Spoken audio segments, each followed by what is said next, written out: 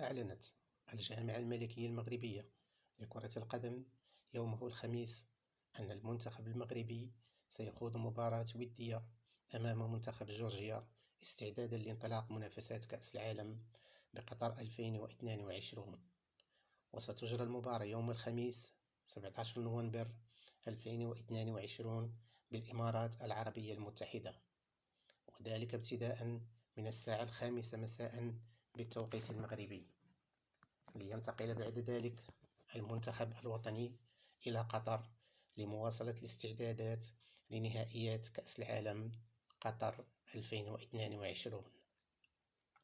ويذكر أن المنتخب الوطني يتواجد في المجموعة السادسة لكأس العالم قطر 2022 إلى جانب منتخبات كرواتيا، بلجيكا وكندا.